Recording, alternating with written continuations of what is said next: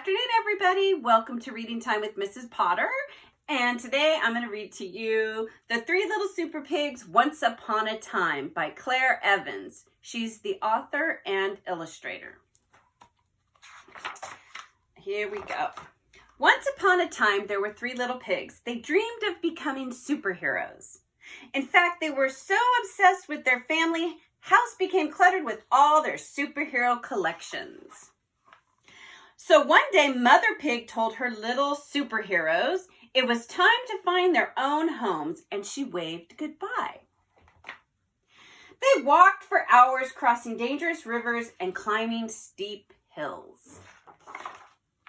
Until finally, they arrived at their destination, Fairyland. After an exhausting trip, the pigs decided to set up camp for the night and build their new homes in the morning. Welcome to Fairyland. Danger! Beware of the big bad wolf. While toasting marshmallows in their superhero costumes, the pigs met a new friend, Little Red Riding Hood.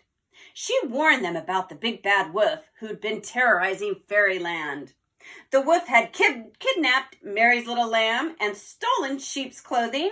He'd even been disguising himself as different grandmas and stolen their clothing. The pigs were warned to be on the lookout.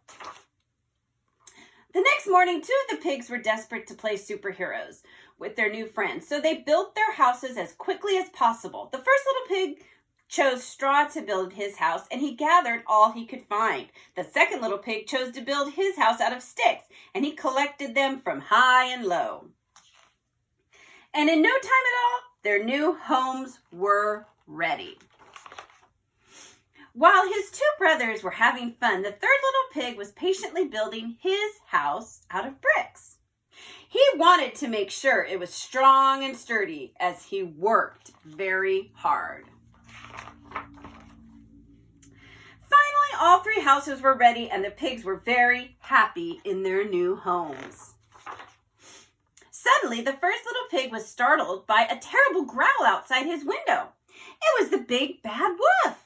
Little pig, let me come in, he cried.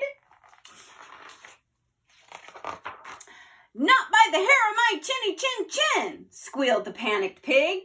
Then I'll huff and I'll puff and I'll blow your house in, growled the wolf. Whoosh! And with one puff, he blew the house in. The first little pig ran for cover to his brother's house of sticks. Little pigs, let me come in, bellowed the wolf. Not by the hairs on our chinny chin chin, cried the pigs. Then I'll huff and I'll puff and I'll blow your house in. So he huffed and he puffed and whoosh, he blew the stick house in. Dodging the flying sticks and falling debris, the two little pigs ran as quickly as they could to their brother's house of bricks, narrowly escaping the nasty wolf, who was getting very angry and very hungry. Little pigs, let me come in, demanded the wolf. Not by the hairs on our chinny chin chins, the pigs replied. Then I'll huff and I'll puff and I'll blow your house in, screamed the wolf. So he huffed and he puffed and he huffed and he puffed, but the brick house would not blow in. The wolf was furious. Suddenly, the pigs were startled by a loud clanging noise from outside. The cunning big bad wolf had made another plan to climb onto the roof and sneak down the chimney.